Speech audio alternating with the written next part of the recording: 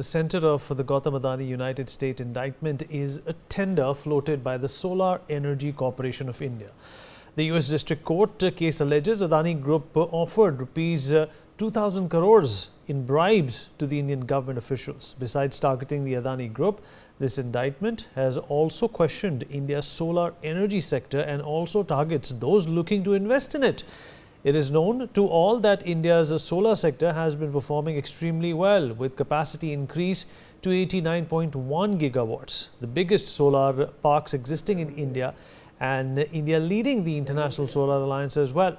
We'll now put this into better perspective by examining and analyzing what can be a hidden attack on the solar sector and FDI in India. Mitali Nikore, economist, joins us on the show. Joyita Basu, editor of the Sunday Guardian, will be with us shortly. Dr. Jayajit Bhattacharya, president of CDEPR, also joins us on the program. But before we in fact get into this particular discussion, let us also talk about what the hidden agenda here behind this particular indictment could be. As I already said in my opening monologue, that India's solar ecosystem is performing extremely well, rivaling even China at this point in time. So what is this hidden attack that could be in fact attributed to this recent, mudslinging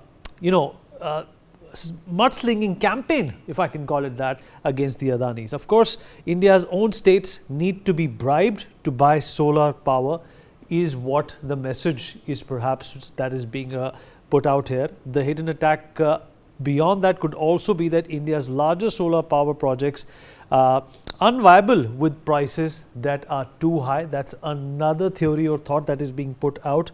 And beware of doing FDI in India's, and the solar power sector is obviously a hard one to get in. You have to bribe your way into it, and that is the reason why this attack is taking place. Don't invest or buy bonds of India's solar power companies, because if you do, then obviously you are getting into a loss-making proposition. And this is, of course, very, very insidious. This is extremely well crafted, because these are some of the messages or the messaging that can malign the reputation of a country. Well, the FDI, the foreign direct investment angle, is what we believe is the reason this entire fiasco is taking place. These are core infrastructure projects, not just stock investments. And these projects, of course, attract investments from various places, even from abroad. US companies may have to think twice before investing in India's solar power projects, because if the reputation of this ecosystem is maligned to this extent that you have to indict somebody like Mr. Adani, then obviously there must be something wrong. It is giving out a picture or an image that all is not well in this sector. Stay away, exercise caution. Hindenburg attacked the market and the valuations, of course, went down. This core investment, fundraising and bonds, is obviously going to be invested. Adani stock has already gone down by 20%, and this is exactly what happened when the Hindenburg report also came out. The Adanis, of course, survived it. They came back with a passion to negate this. But what does this new attack mean? And like I said, these deeper meanings that are being attached or are in fact related to this kind of an attack need to be talked about. They need to be explored. Dr. Bhattacharya, how do you look at this recent attack? Of course, India's FDI is also extremely important. It has been the backbone of the country's growth. It has been the backbone of the new Bharat that we see, the 3 trillion economy and going to 5 trillion economy. It is not possible if you do not have a good dosage, a good injection of the FDI. How is this news likely to impact that process which has been going on for so long? Is it likely to impact, which I think it won't, it is likely to impact the India growth story according to you? Let me first start off on a lighter note that this Sir, is I an can't excellent... hear you. Perhaps you're muted. Yeah, I think I'm now audible? Yes, you are, sir. Right. I was just saying that let me start off on a lighter note that this is an excellent opportunity for at least me to go and buy some of the Adani solar stocks at a lower price. So thanks for whoever is getting it done and reducing the price. But on a more serious note, one of the charges you mentioned was that the Indian solar prices are very high for the state electricity boards to buy. In 2019, the bid price was 2 rupees 69 paisa for a kilowatt hour of energy. That's roughly the same as the hydel power in Bhutan. So it's one of the lowest in the world. The pricing is similar to what the hydel pricing is, and hydel pricing is one of the lowest cost energy that we have. If you look into the details of it, the charges are that Adani allegedly paid to the State Electricity Board for them to buy power from SECI. So if you look at the process for SECI to procure these projects and setting up these projects through the private parties and through the industry, is that they have a transparent bid process in which the lowest bidder on a per kilowatt hour basis is awarded the project. Obviously, there are other details around it. The bidder should be qualified and so on and so forth. And largely all bidders are qualified in that sense. All large bidders are qualified. After that, they get a confirmed power purchase agreement. That power purchase agreement is created based on the demand that is there from the state electricity boards. Those demands come up because they are mandated to purchase a certain percentage of their power as renewable energy. So either they set it up themselves in-house or they go through SECI and they procure this power. And that is how SECI auctions these solar projects, and companies bid, and the lowest bidder is then given the project. After this, it is hard to understand what is it that the US government and its investigators are alleging, that on what basis will Adani go and bribe the state electricity board when they've already decided to buy the power. It's only after the state electricity boards have decided to buy the power that SECI goes and does this reverse auction, and the cheapest bidder is then selected. After the selection and after getting a confirmed power purchase agreement, there is absolutely no logic to go and pay to an end user to buy the power because they've already agreed to buy the power. So it is a very strange set of allegations that we see coming up. Now, obviously, the details of the allegations are not there besides the media leaks and the media messaging that is out there, which is all very selective and all very cloak and dagger kind of a leak. Clearly, of the 70 gigawatt of installed solar power that we have in India, which makes India in the top 5 renewable energy producers in the world, a significant part of it comes through the SECI interventions. In fact, the solar mission parks that are managed by SECI contributes directly to 40 gigawatts out of the 70 gigawatts of power.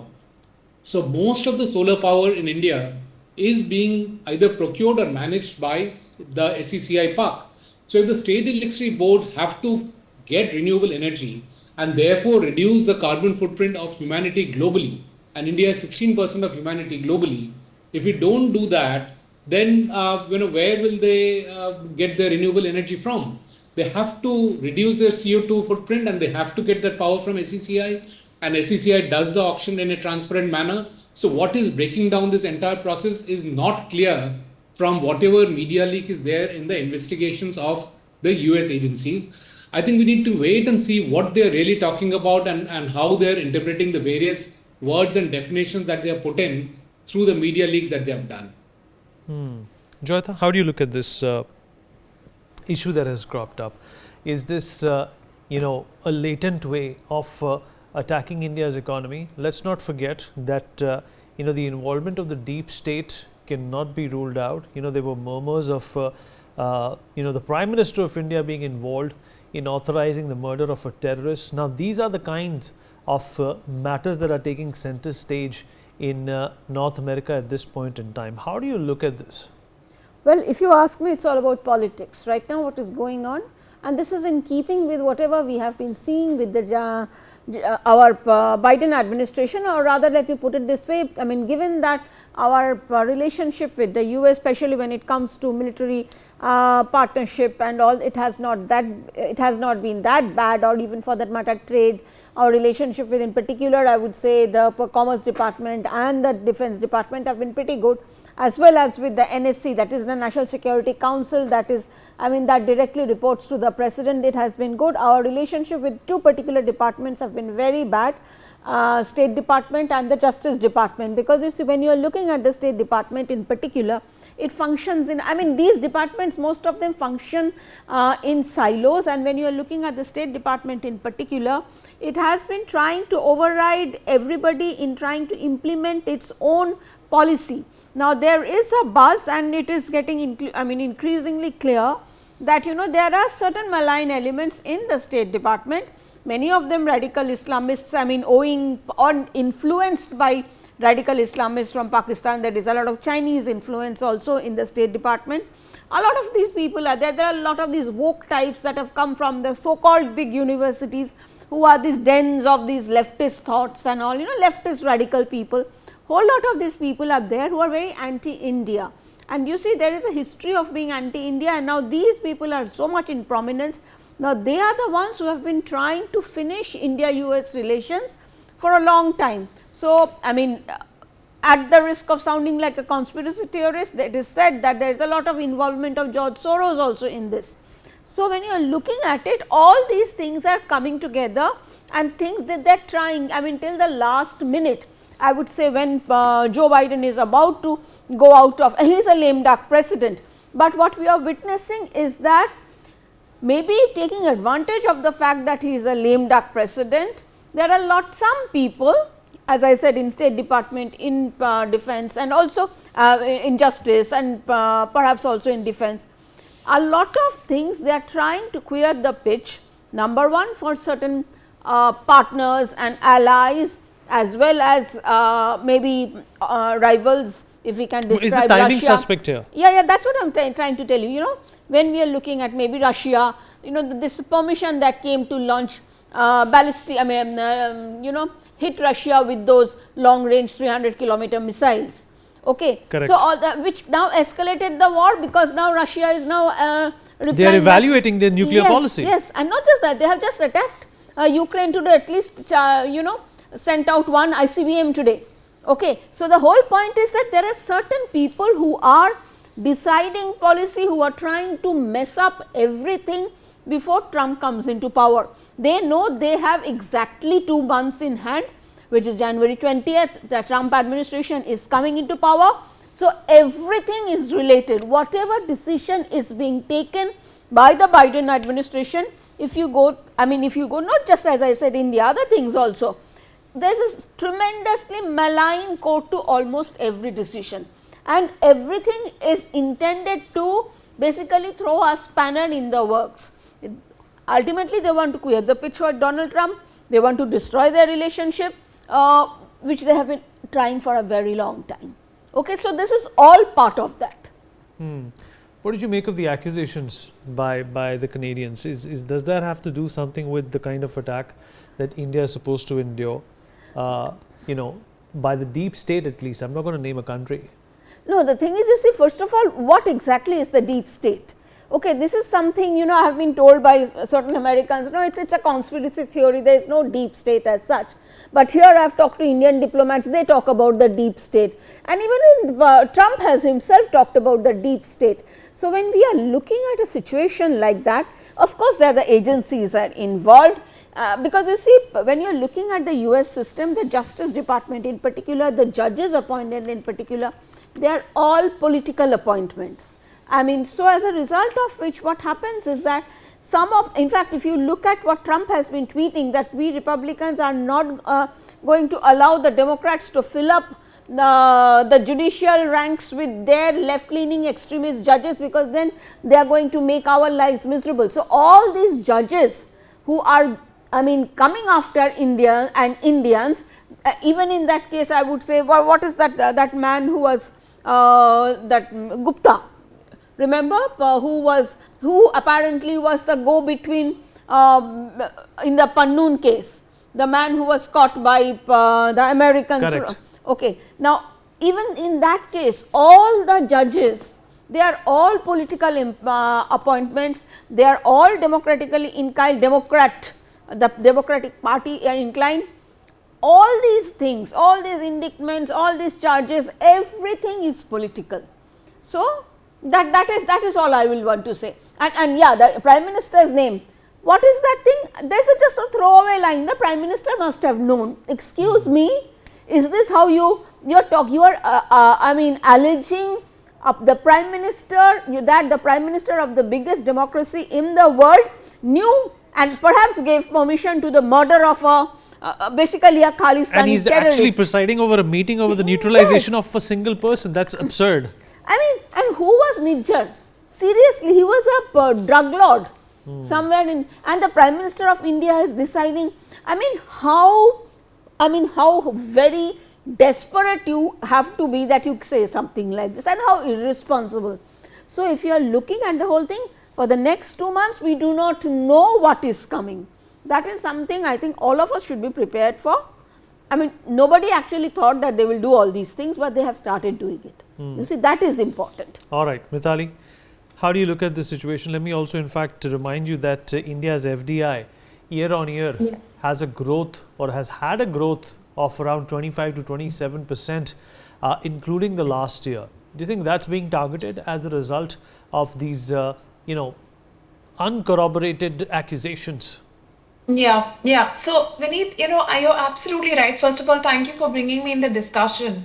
When we look at the economic impact, there are impacts on the Adani Green Energy Group, which are direct, which we saw today, in terms of the market value that has been lost on the stock markets. Of course, we can joke that, of course, we can, today invest and purchase those stocks more cheaply, but of course it impacts the fundamental valuation of the company, and it impacts a lot of people across the world, foreign investors who are looking at the green energy sector in India in general, who are looking at this specific company, and who are looking at other Adani Group companies in which to invest, because very clearly Adani Group wants to transition from being known as a coal company, right? A company which does coal imports and power supply through coal, towards green energy, which is the right direction.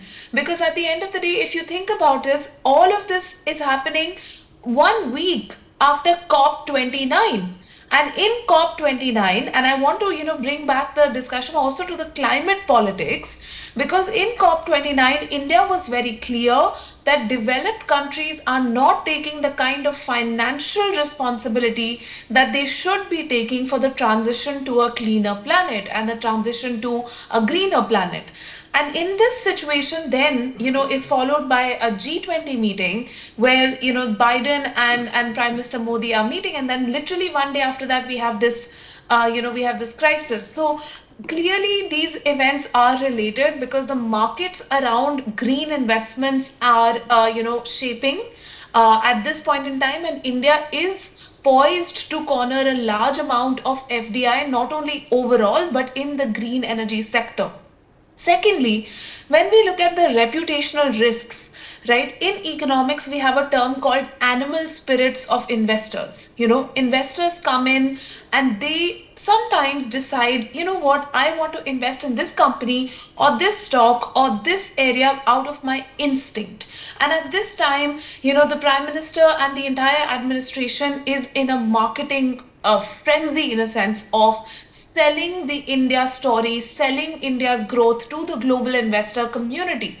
And of course, the assumption is that people would recognize the work that has been going into shaping the green energy market, the ease of doing business reforms, making it easier for investors to come in and actually bid for, these kind of auctions which state governments put in place for auctioning off, the rights to supply any services, especially green energy purchases. So I think there is also an interest, economic interest in, that the US and other countries have, that it should become easier for them to come and participate in these auctions and get a larger and larger share of India's growth pie. And this is one way of arm twisting in that sense, and saying, you know what, if you don't open up the market to us even more, we are going to make sure that you don't have a market at all. So I think somewhere, even in this space, it's very clear that India is going to have one of the largest renewable energy markets in the world, and they want it to be open to, companies from the US and from the West. And I think lastly, just to conclude, I'll say that overall, when we look at the growth in FDI, as you mentioned, of course, it's very healthy and it's coming from a number of Western economies. But it's also time for India to start diversifying. I mean, the fact that we participate in the BRICS processes and the fact that we are engaging, there was a massive India Russia investment summit which just happened 2 weeks ago in Delhi, which was attended by the ministers of external affairs on both sides. These developments are also not being viewed very positively by some of the people in the US, current dispensation. Of course, the next dispensation is very clear that they want to end this war and they would value India's relationship, as a peace mediator. But at this point in time, this current dispensation is probably not viewing India's, support for, or rather open support for one side over another side. As we have always believed in a non-aligned stance, we have taken that non-aligned stance even in this particular situation, and we continue to engage with all countries for our economic development. So this is something which the West is clearly not digesting, and therefore these kind of allegations are coming through in the media. It's surprising that this allegation gets released despite the fact that there's no evidence, it's just an allegation. The company has already lost 20% of its market value. So just imagine that if we, as we are going forward, this is going to be a long legal battle for maybe several years. How is that going to impact India's green energy markets and this specific, Adani company and the whole Adani Group? Right. It makes a huge impact on the Indian economy where so many jobs are being generated by this particular company. Joyita, what about the George Soros angle? Is that also something which should be kept into account while you're trying to figure out who's behind all of this? Yes, of course, because from whatever I was reading, this particular judge who has kind of gone after Adani, he has been appointed by certain people who are very close to George Soros. So, yes, if there is a George Soros angle, yes, in all these cases, everywhere there is a George Soros angle. And if and sadly, and this is why it makes us very sad, because they are hand in glove with some of our political parties and political leaders in the opposition, who would rather see the country destroyed, its industry destroyed, jobs not created, just for their petty political goals. And this in spite of the fact that they have lost the election, they have made this Adani thing into a big election issue for, in fact, I think the last couple of years now. And nothing has come of it, nothing has come of it. Adani and whatever he has or he has not done, the allegations, they have had zero impact on the polls. So, in spite of that, they are going around trying their best to destroy India's economy, and that is the saddest part of this case, if you ask me. And Mr. Bhattacharya, is it that easy to destroy and target India's economy? In my opinion, of course not. But what do you make of the Indian economy at this point in time? It's not only buoyant, but it's got this unfettered ascendance which can't be stopped. No, it can't be stopped, but definitely it can be delayed. And every year of delay costs us in terms of jobs, in terms of prosperity. So these are delaying tactics. Adani lost a year in terms of growth because of the Hindenburg attack. And similarly, kind of preposterous charges that we're seeing, because if you look at the details of the charges, they don't add up. If they're saying state electricity boards need to be bribed to buy solar power, well, solar power was expensive and it was subsidized by the states in every part of the world, not just India. So where is the bribery coming in? And there is a clear, transparent process put in wherein the states are buying that, given the demand to SECI, and SECI is buying it. So there is no need for such a bribe. So it's a very preposterous kind of a charge. And if you look at the 90 gigawatts of electricity that India is generating from solar power, if we didn't have it, we would have 200 coal-fired plants generating that electricity. Is that what people want? At the end of the day, if you're saying that in India, which has got sun almost 12 months a year, is not able to generate solar power in an efficient manner, then will you generate that in Sweden or Iceland? I mean, it's all very preposterous and does not even make common sense out of what is being talked about. So clearly, there would be delays when such economic attacks happen on India, and we have seen that happening in the past. Will that stop India? No, it will not stop India. We are big. We are, again, as I said, 16% of the global population. We are in the ascendancy. Obviously, we have our own challenges, which any country in the world has. But the economic heft that we have because of our demographics, because of our demand in the economy, because of the resources that we already have, because of the industrial capacity that we have developed, it'll be difficult for the rest of the world to stop us, but will definitely get delayed in this process. And it's sad that repeatedly attacks are made on companies in India which are directly betting on the larger economic growth of India, on the infrastructure of India, on the energy requirement for India. And the best way to bring down a country is to attack its companies and bring them down. So there has been a repeated attack on Adani, because if you can get Adani down, you can get India also down. So all the ports that Adani owns globally, all the key ports that are there, then start crumbling down. Then India's geo-economic influence starts getting diminished. And these are perhaps, as Joyita just mentioned, are the end game of a administration that is moving out of US. And I hope it's just an end game. I hope such tactics are not continued.